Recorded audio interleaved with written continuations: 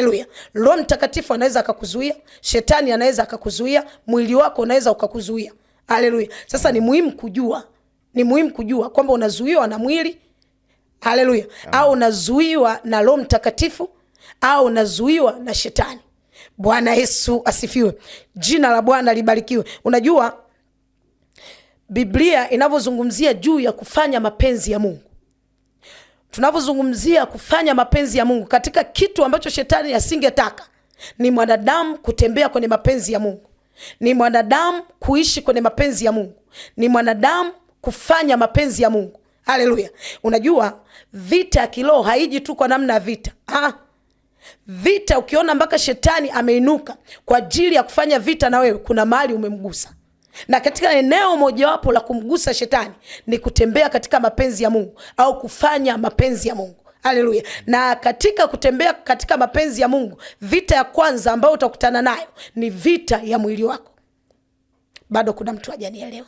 Nasema hivi, Biblia inasema juu ya wokovu. Haleluya. Injili inapofika kwa kila mmoja kwa ajili ya kumwokoa mwanadamu, nataka nikuonyeshe upinzani ambao unakuwepo.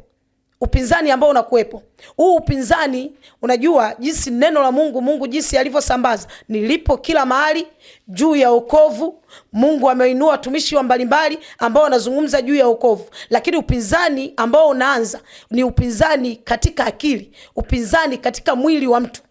Haleluya. Sijui unaelewa nini manake. Mfano, mtu anauza baa, au mtu anauza grocery, au mtu ni mpikaji wa pombe, au mtu ni muuzaji wa pombe. Inapofika analetewa injili, habari njema juu ya kuokoka, vita ya kwanza ambayo inainuka kwake ni vita ya mwili wake. Vita ya mwili wake inainukaje? Vita ya mwili wake inainuka, sauti zinaanza kumsemesha, utaishije? Hii ni kazi ambayo unaitegemea, unasomesha, unaishi kupitia hii kazi. Ukiacha hii kazi utaishije?